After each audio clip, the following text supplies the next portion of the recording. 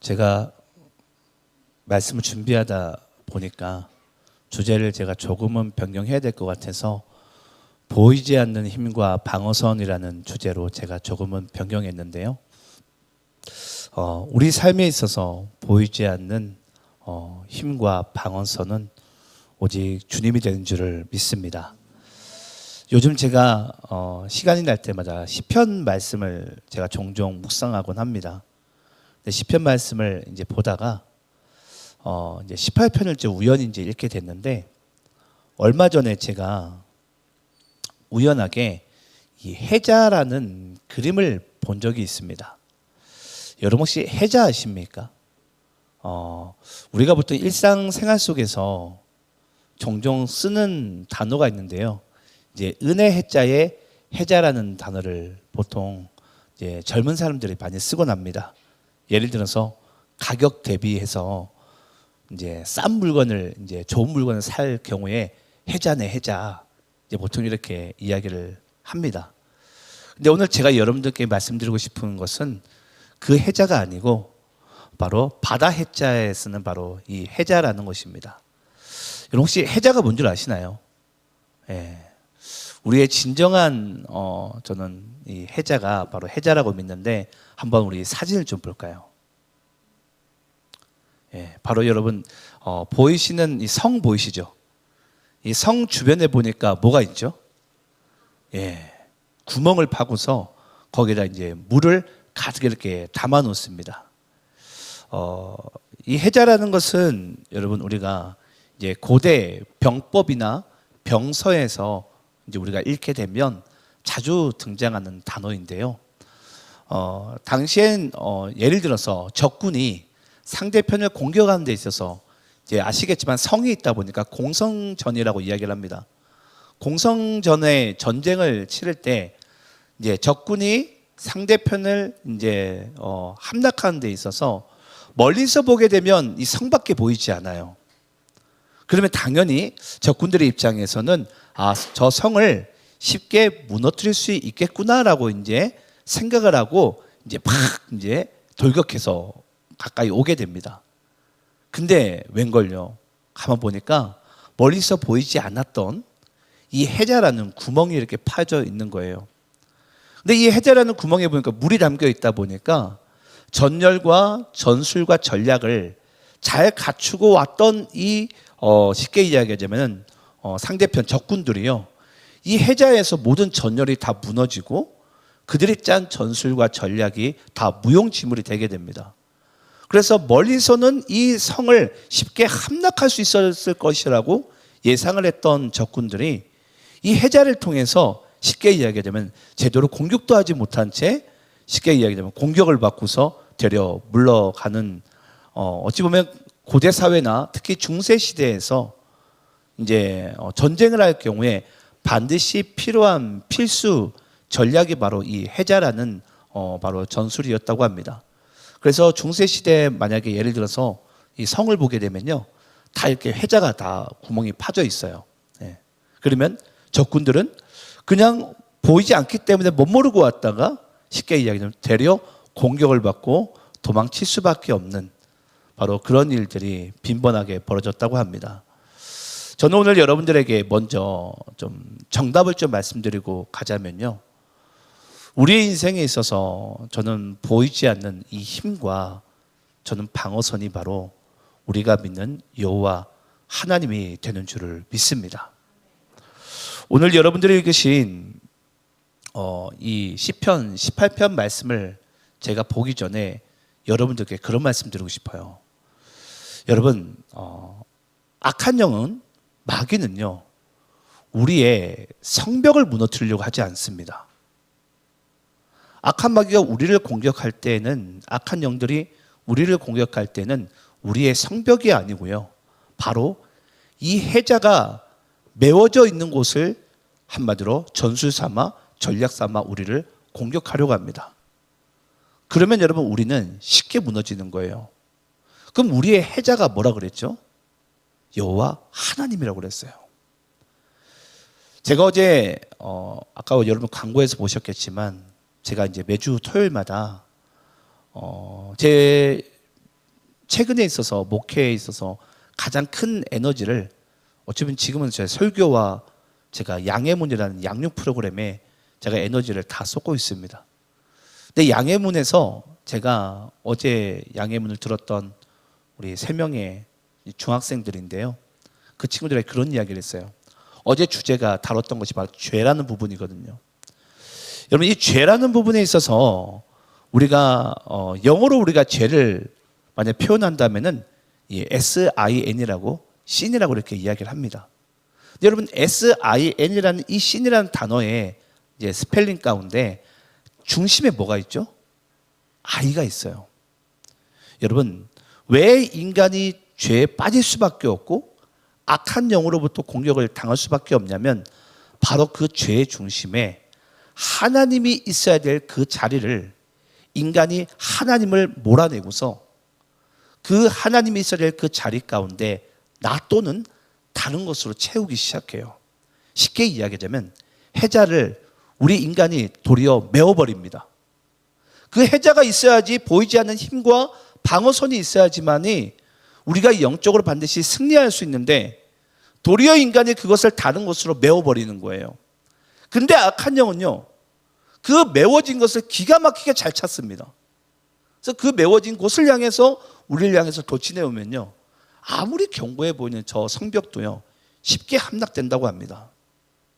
그래서 여러분, 오늘 우리가 시편 18편 말씀은 단지 우리에게 그냥 여호와 나의 힘이시다 이렇게 우리가 단면적으로 보는 말씀이 아니고요, 정말 여러분들의 인생 가운데 이 해자와 같은 보이지 않는 힘과 방어선이 바로 여호와 하나님이신데, 과연 여러분들의 인생 가운데 나는 이 해자 같은 그런 주님을 내가 지금도 의지하고 있고 또 믿고 바라보고 있는지를, 진정으로 내가 사랑하고 있는지를 우리가 반드시 점검해야 될 줄을 믿습니다.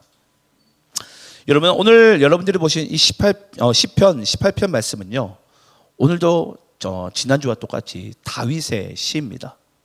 이 다윗이 시편 18편 말씀을 쓰게 된 배경이 있습니다. 이 배경을 아는 것이 상당히 중요한데요, 시편 18편 말씀은 다윗이 아시겠지만은 압살롬으로부터 또는 사울 왕으로부터 다윗은 10년과 15년, 대략 10에서 15년 사이에 도망자의 세월을 살게 돼요. 그때 이 다윗이 도망자의 세월을 다 청산하고 나서야 이 다윗이 하나님 앞에 노래한 시가 바로 시편 18편의 시입니다. 근데 여러분, 한번 성경을 한번 있으신 분들은 시편 18편 펴보시면요, 참 놀라운 게 뭐냐면 시편 18편에 보게 되면 다른 시편들은 그냥 예를 들어서 다윗의 시 또는 짧게 그 시에 대한 주제가 그냥 끝나버려요. 근데 시편 18편은요 보시면 아시겠지만은 상당히 설명이 깁니다. 네. 제가 읽어보면 이와 같습니다. 다윗의 시, 인도자를 따라 부르는 노래. 여호와께서 다윗을 그 모든 원수들의 손에서와 사울의 손에서 건져주신 날에 다윗이 이 노래의 말로 여호와께 아뢰어 이르되. 이만큼 길어요. 이 시편 18편에 대한 소개말이. 그만큼 여러분 뭐하다는 거죠? 시편 18편의 말씀이 다윗의 인생에 있어서 정말 중요한 시가 바로 노래가 시편 18편 말씀이라는 것입니다. 근데 여러분, 이 시편 18편 말씀이요, 저는 그래요. 다윗의 여러분 시편 중에 여러분들이 가장 익히 잘 알고 있고 외우는 시가 뭐가 있어요? 시편 23편이잖아요. 아마 뭐 어지간한 크리스찬 분들은 아마 시편 23편은 다들 외우세요. 그만큼 유명해요. 근데 그만큼이나 다윗의 일생에 있어서 가장 중요한 하나님의 노래가 바로 시편 18편입니다. 근데 여러분, 이 시편 18편이요, 이 동일한 1절부터 3절까지의 내용이요, 동일하게 사무엘하 22장에서 등장해요. 사무엘 우리 하 22장, 우리 한번 1절부터 4절까지 한번 읽어볼까요? 자, 사무엘하 22장 1절부터 4절까지 한번 교독하면서 읽겠습니다.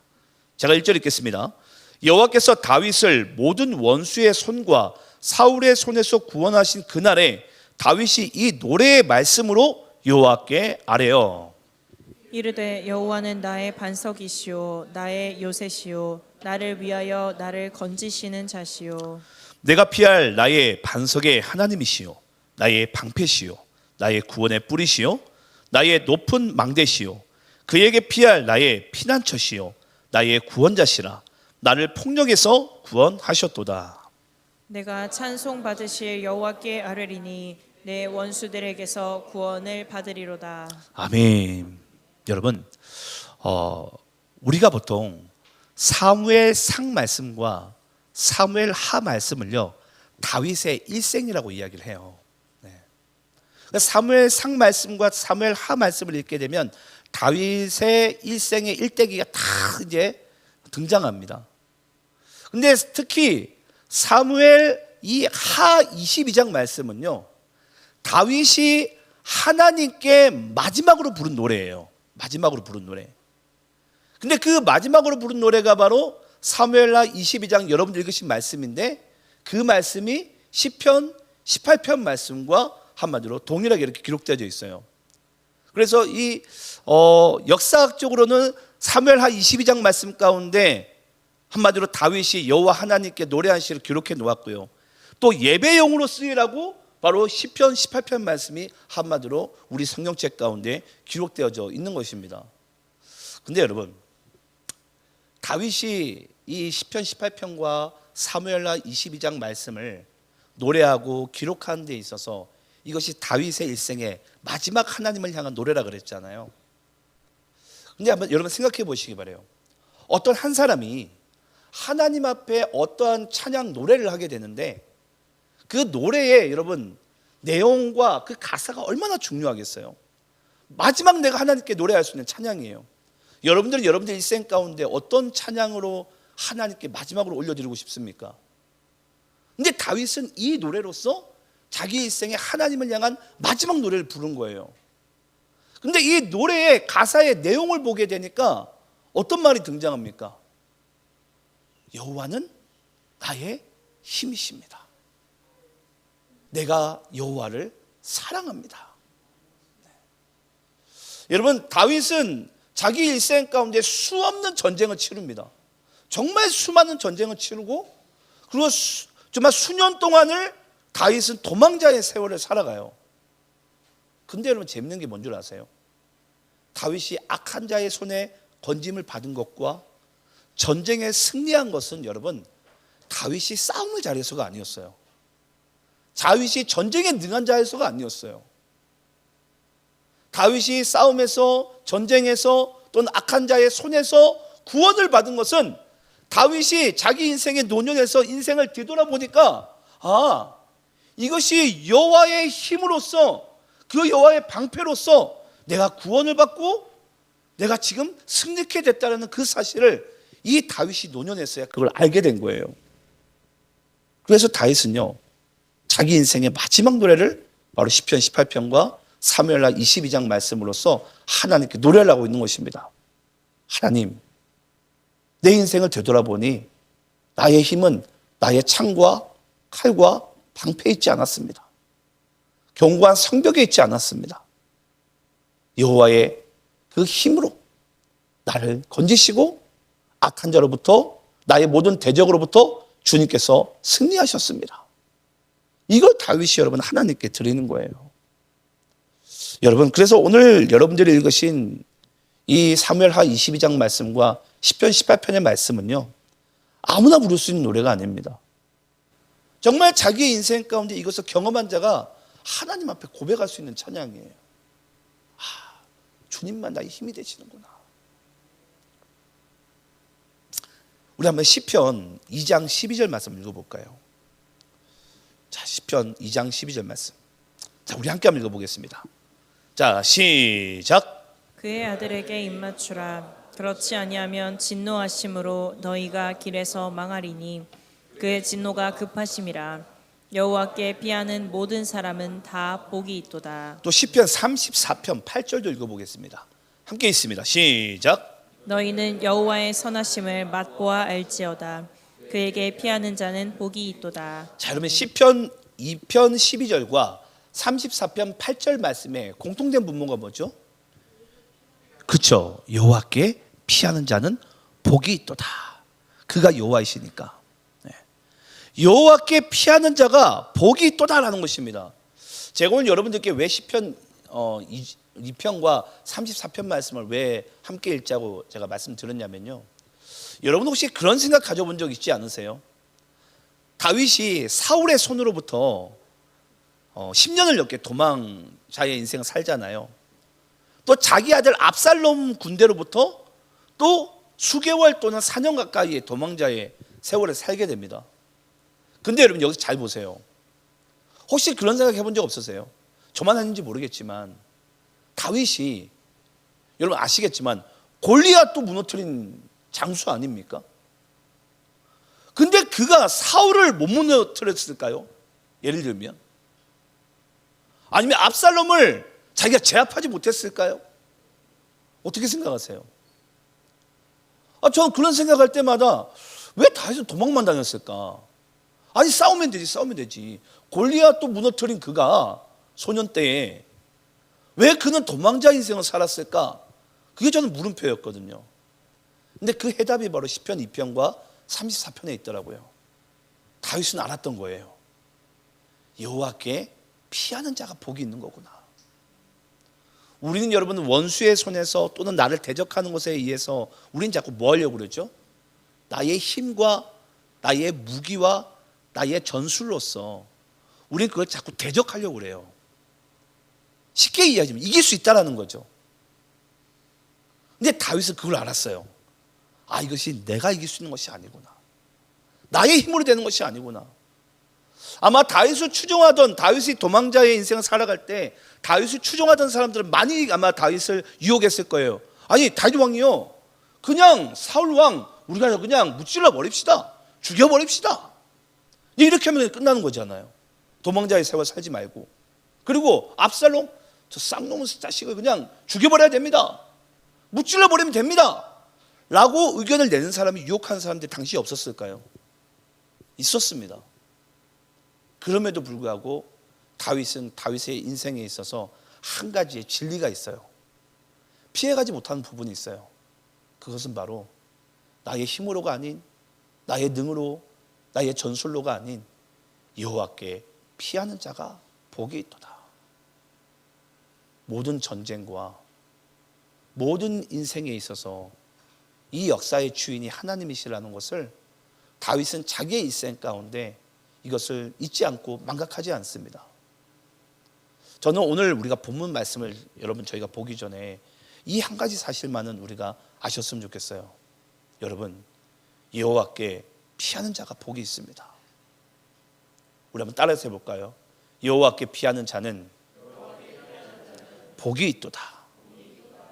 저는 이 말씀이 여러분들의 인생 가운데 진리가 되고 힘이 되기를 간절히 축원합니다.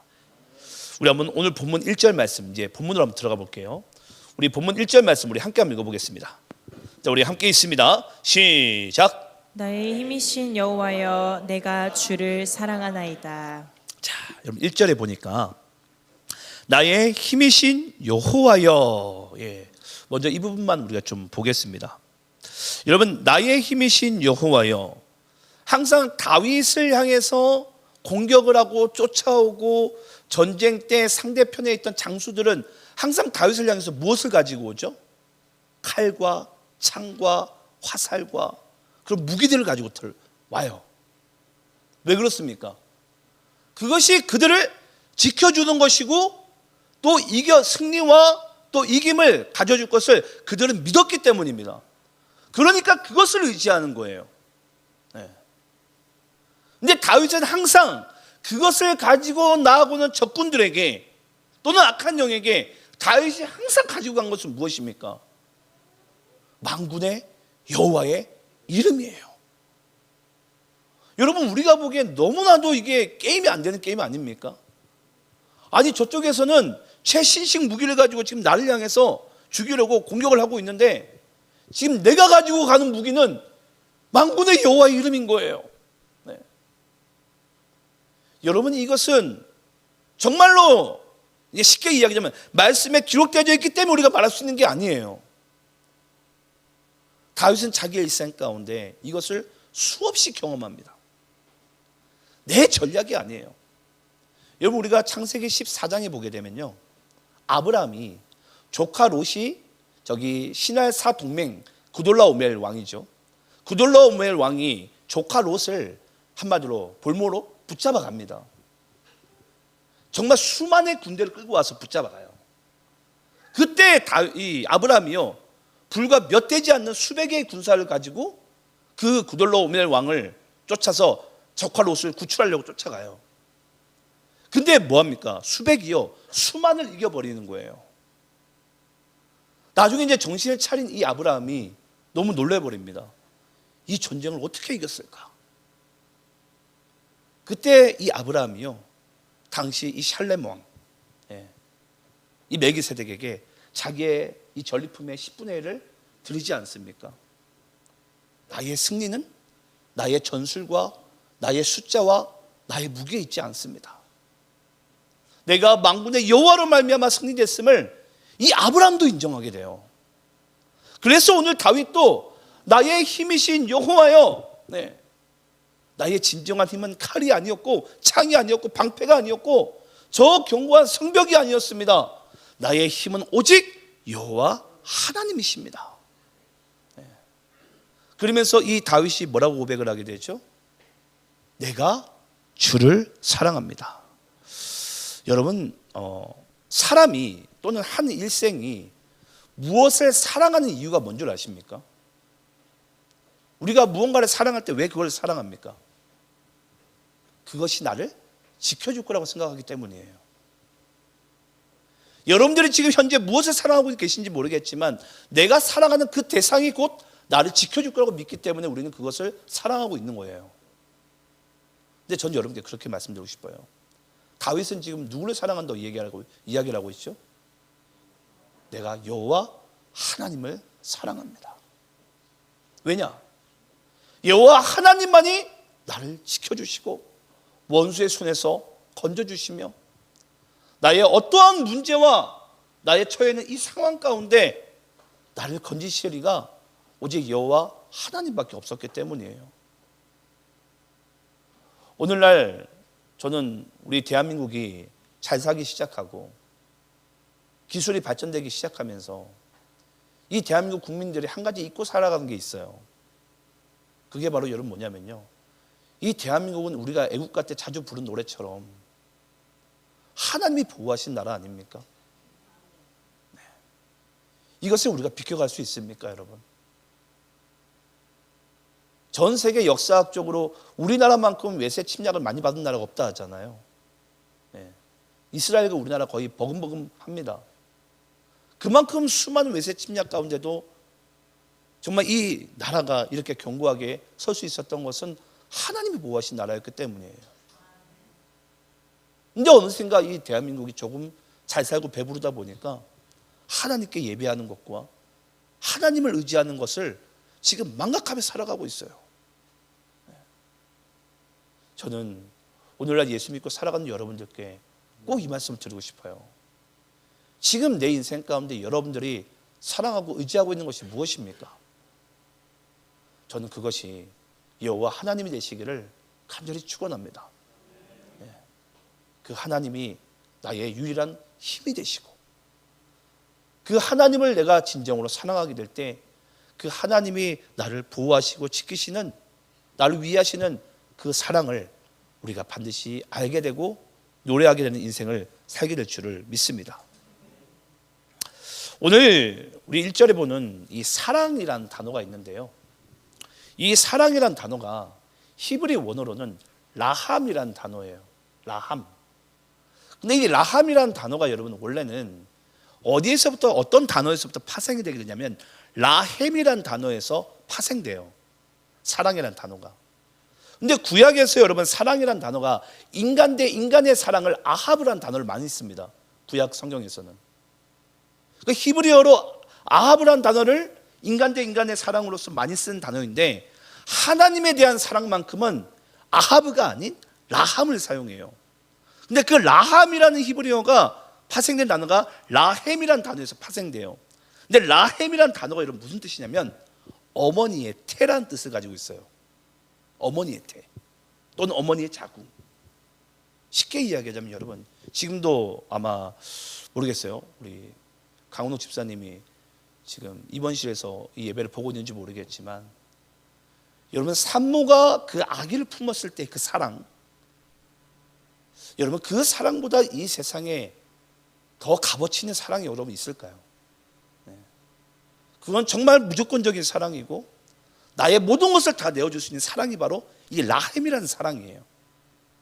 근데 하나님께서는 우리를 사랑하실 때 바로 이 라햄, 라함, 우리를 그렇게 사랑하셨다라는 것을 이 다윗이 자기 일생의 마지막에 가서 그것을 경험하고 나서 그 하나님 앞에 고백하는 거예요. 하나님, 내가 주님을 라함합니다. 사랑합니다. 쉽게 이야기하자면 라함이라는 하나님의 사랑을 경험한 자가 하나님 앞에 라함합니다라고 고백할 수 있는 그 고백의 진정으로 나올 수가 있는 거예요. 여기 있는 분들 중에 아마 그런 갈등 가운데 놓인 적이 있을 거예요. 아, 내가 하나님을 사랑할까? 아니면 내가 내 인생과 내 삶 속에서 다른 것을 사랑할까? 저울질할 때가 있었을 거예요. 여러분 그럴 때마다 오늘 이 다윗이 고백한 이 고백을 잊지 마시기 바라요. 다윗이 수많은 백성과 또 수많은 전리품과 많은 명예와 성공을 다 이루었지만 그가 그 인생의 마지막에서의 기억되는 사랑은 바로 하나님의 사랑이었어요. 하나님이 나를 사랑하시는구나. 주님, 내가 주님을 사랑합니다. 그때 여러분 이 다윗의 정말 말할 수 없는 가슴 속에 우러나는 그 뜨거운 눈물로 하나님 앞에 노래하지 않았겠습니까? 제가 보기에 여기 있는 분들 중에 인생에 있어서 어두운 터널이나 또는 고난의 골짜기를 아마 지나는 분들도 혹 있을지 몰라요. 그런 분들도 잊지 마시기 바라요. 하나님은 여러분들을 라함하십니다. 사랑하시되 세상 끝날까지 여러분들을 사랑하세요. 그 사랑을 우리가 비로소 알게 되는 그 순간 우리는 하나님을 진정으로 그 사랑의 노래로 하나님께 모든 영광을 올려드리게 되는 줄을 믿습니다. 그래서 오늘 다윗이 2절에 이 노래를 할 수 있는 거예요. 2절 우리 함께 한번 고백해 볼까요? 함께 있습니다. 시작. 여호와는 나의 반석이시오 나의 요새시오 나를 건지시는 이시오 나의 하나님이시오 내가 그 안에 피할 나의 바위시오 나의 방패시오 나의 구원의 뿌리시오 나의 산성이시로다. 아멘. 여러분 2절을 읽으면서 혹 이런 생각을 해보신 적 없나요? 이것도 뭐 설교 준비하면서 저만 해본 고민인지 모르겠는데 반석, 요새, 바위, 방패, 구원의 뿔, 산성. 도대체 왜 하고 많은 것들 중에 왜 이런 애들이 왜 여기 2절에 등장했을까? 또는 그냥 한 단어만 얘기하면 되지 뭐하러 이렇게 수많은 것을 다 기록해 놓았을까? 혹시 궁금하지 않으셨어요? 죄송해요, 저만 궁금했나 봐요. 근데 제가 말씀을 준비하면서 도대체 다윗이 이걸 왜 기록해 놓았을까? 이 몇 가지죠? 한 가지, 두 가지, 셋, 넷, 다섯, 여섯 가지네요. 이 6가지를 도대체 다윗은 왜 기록해 놓았을까? 제가 묵상한 끝에 내려진 결론이 뭐냐면요, 이것이 다윗이 살아남기 위한 실제 도구이자 방법이었기 때문이에요. 자기가 전쟁을 치르는 동안, 도망자 인생을 사는 동안 다윗이 실제 내 삶을 지켜줄 수 있는 것은 그래 바로 반석이고 요새이고 바위이고 방패이고 구원의 뿔이고 산성이지라고 생각해 왔는데, 다윗이 나중에 여호와가 나의 힘이시고 내가 진짜 사랑해야 될 그 대상이 여호와 하나님인 걸 알고 나서야 자기를 실제로 지켜줬던 모든 것이 지금 뭐라고 딱 한 단어로 고백하죠? 여호와는. 그러니까 나의 인생에 있어서 실제로 나를 지키신 이가 쉽게 얘기하자면 반석이 아니고 요새가 아니고 바위가 아니고 방패가 아니고 한마디로 여호와가 나를 지켜주신다는 거예요. 실제 나를 지켜주는 것은 여러분 여러분들의 인생에서 여러분들 지켜주는 것은 무엇입니까? 돈입니까? 명예입니까? 아니면 사회적 높은 지위입니까? 다윗은 그것을 다 가져본 자였잖아요. 네. 돈도 가져봤고 성공도 해봤고 높은 지위도 가져봤고, 근데 그가 그 인생의 마지막 그 노년의 노래에 있어서 여호와께 드린 마지막 노래 가사에서는 여호와는 하나님 한 분이면 된다라는 거예요. 그 하나님이 나를 지켜주신다라는 거예요. 오늘날 그리스도인들에게 과연 이 말씀이 복음이 될까 싶어요. 여러분들에게 오직 하나님이, 오직 예수가 여러분의 진정한 힘이 되고 위로가 되는 말씀 맞습니까? 오늘날 교회가 이걸 너무나도 지금 잊고 살고 있어요. 정말 우리의 힘은 여호와이시고 예수 그리스도이신데, 이 여호와는 이걸로 다 모든 것이 그냥 끝나버리는데, 지금 우리에게는 다른 것들이 너무나도 많이 끼어드는 것 같아요. 그런데 오늘 이 2절 말씀 가운데 있어서 여러분, 우리가 좀 집중해야 될 6가지 중에 집중해야 될 단어가 있습니다. 그게 뭐냐면요, 바로 구원의 뿌리예요. 아마 여러분들이 반석이나 또는 예를 들어서 요새, 바위, 방패, 산성, 아마 이런 건 굳이 제가 설명해 드리지 않아도 어떤 역할과 기능이 있는지는 아실 거예요. 근데 조금 이해가 안 되는 게 뭐냐면 바로 구원의 뿌리입니다. 도대체 구원의 뿌리 뭘까? 우리 한번 사무엘하, 아까 우리 22장 말씀 읽었잖아요. 1절부터 4절까지 한번 3절 4절 말씀 다시 읽어볼까요? 아마 집중해서 읽지 않으셨을 거라 생각하고 여기에서 우리가 다시 한번 읽어보도록 하겠습니다. 자, 3절 4절 말씀 우리 함께 합독하면서 읽어봅니다. 시작. 내가 피할 나의 반석의 하나님이시요 나의 방패시요 나의 구원의 뿌리시요 나의 높은 망대시요 그에게 피할 나의 피난처시요 나의 구원자시라. 나를 폭력에서 구원하셨도다. 내가 찬송 받으실 여호와께 아뢰리니 내 원수들에게서 구원을 받으리로다. 자, 여러분 3절에서만 나의 구원의 뿌리시요 나의 구원자시라 구원하셨도다. 4절에서도 나의 찬송 받으실 여호와께 구원을 받으리로다. 여러분, 이 구원의 뿌리 뭐냐면요, 구약 시대에서 이스라엘 백성들이 예를 들어서 대적 원수의 손에서 건짐을 받았거나 말할 수 없는 전투 가운데 승리를 하게 되면요, 반드시 그 다음에 하는 행동이 있습니다. 그게 뭔 줄 아세요? 이 뿔로써요, 하늘을 향해서 붕 하면서 붑니다. 예.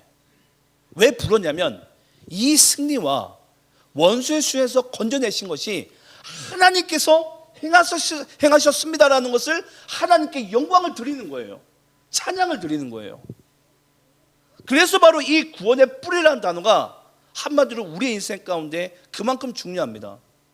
아마 여러분들 그런 말씀 들어보셨는지 모르겠어요. 여러분, 감사가 곧 믿음인 줄 믿으십니까? 여러분, 감사는 곧 믿음이에요. 근데 이 감사를, 하나님을 향한 이 감사를 우리가 또 다른 표현이 있어요. 그게 뭔 줄 아십니까? 바로 찬양입니다. 찬양. 여러분, 진짜 하나님을 찬양하는 인생은요, 감사할 줄 아는 자가 하나님을 찬양할 수 있어요. 원수의 대적의 손에서 내가 건짐을 받고 말할 수 없는 문제와 어려움 가운데 내가 건짐을 얻고 내가 대적 원수로부터 내가 승리케 된 것은 바로 하나님께서 행하셨구나라는 것을 인정한 사람이 뭐 하게 됩니까? 하나님을 찬양하게 되고 감사하게 되는 거예요. 그래서 여러분, 찬양이 감사고요, 감사가 곧 무엇입니까? 믿음이에요. 그래서 정말 믿음 안에 살아가는 자는요, 감사한 인생을 반드시 살아갑니다. 그리고 여호와를 찬양하기를 즐겨합니다. 그래서 시편에 여러분 3분의 1을 다 다윗이 노래하시잖아요. 다윗이 하나님께 다 노래해요. 왜냐? 나의 일생에 있어서 감사와 믿음이 꼭 여호와 하나님밖에 없기 때문이에요. 우리 한번 사무엘, 근데 여러분 이 구원의 뿌리요, 구원의 뿌리, 우리 이 한 가지만 보고 이제 말씀 마칠 텐데, 구원의 뿌리 가장 먼저 어디에 등장하는지 한번 잘 보시기 바라요. 제가 사무엘 상하가 다윗의 일생이라 그러는데 사무엘 상 2장 1절에 구원의 뿔이 처음 등장합니다. 우리 한번 사무엘상 2장 1절 함께 한번 읽어보겠습니다. 자, 시작. 한나가 기도하여 이르되 내 마음이 여호와로 말미암아 즐거워하며 내 뿔이 여호와로 말미암아 높아졌으며 내 입이 내 원수들을 향하여 크게 열렸으니 이는 내가 주의 구원으로 말미암아 기뻐함이니라. 자, 여러분 이 한나의 기도가요. 사무엘상 2장 10절에 이렇게 마무리가 됩니다. 우리 2장 10절 말씀 또 읽어보겠습니다. 2장 10절. 우리 함께 읽어봅니다. 시작. 여호와를 대적하는 자는 산산이 깨어질 것이라. 하늘에서 우레로 그를 치시리로다. 여호와께서 땅 끝까지 심판을 내리시고 자기 왕에게 힘을 주시며 자기의 기름 부음을 받은 자의 뿔을 높이시리로다 하니라. 아멘. 여러분 구원의 뿔이 성경에서 가장 먼저 등장한 것이 바로 사무엘상 2장에서 등장해요. 근데 사무엘상 2장 우리 1절 말씀 가운데 누구의 기도의 이야기를 들었죠? 한나의 기도의 이야기예요. 여러분 한나는 뭐가 없었죠? 아들이 없었어요. 여러분 왜 없었습니까? 하나님의 태를 막으셨죠. 왜 하나님께서 이 한나의 태를 막으신 줄 아세요? 왜 그렇습니까, 여러분? 바로 이 이스라엘에 하나님의 말씀을 들을 귀가 없는 거예요. 여러분 사람이 많은 게 중요한 게 아니에요. 생명이 많이 태어나는 게 중요한 게 아니에요. 하나님의 말씀 들을 귀가 없는 거예요. 그래서 하나님께서 이스라엘이 그때 당시에 우상 숭배죄 가운데 빠져 있잖아요. 당시 엘리 제사장마저도 하나님 여호와의 말씀을 듣지를 못합니다. 제사장이 쉽게 얘기하면 오늘날 목사가 하나님 말씀을 듣지를 못하는 거예요. 그래서 하나님께서 하나의 표징으로서 이 한나라는 여인에게 태를 막아버리고 한마디로 이 이스라엘 땅 가운데 생명이 끊겨진 거예요. 근데 여러분 이 사무엘 상하 이 말씀이 한나의 기도로 시작해서 오늘 여러분들이 읽으신 사무엘하 22장 다윗의 기도로서 한마디로 이 사무엘 상 말씀이 마무리가 됩니다. 결국은 이 이스라엘이 대적 마귀로부터 공격을 받아서 우상 숭배의 죄 가운데 빠진 것이 한나의 그 애처로운 기도로서 태를 막은 것에 대한 그 기도로서 시작된 그 기도가 22장에 가서 하나님께서 이 악한 대적을 물리치심으로 말미암아 이 이스라엘이 다시 여호와를 찬양하게 되고 구원받을 것에 대한 그 내용에 대한 이야기가 바로 사무엘 상하 말씀이에요. 그래서 사무엘 상하 말씀이 한나의 기도로 시작해서 다윗의 기도로 마무리가 되는 거예요. 이제 여러분 제가 말씀을 마치겠습니다.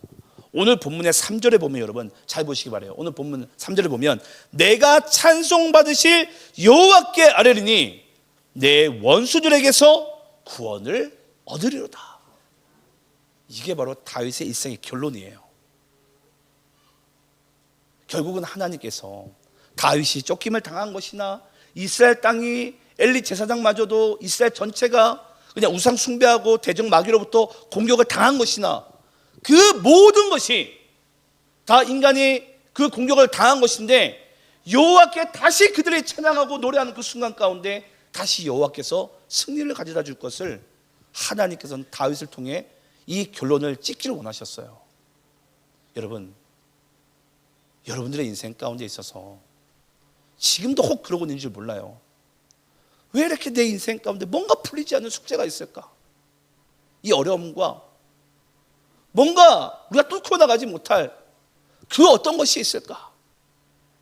여러분, 여러분들의 힘과 그 사랑의 대상이 여호와 하나님인 것을 다시 여러분들이 회복할 수 있는 그 삶의 자리로 돌아가시기를 간절히 축원합니다. 우리 인생의 진정한 보이지 않는 힘과 방어선은 오직 여호와 하나님밖에 없는 줄 믿습니다. 그렇게 사는 우리 모두 되기를 간절히 축원합니다. 기도하겠습니다.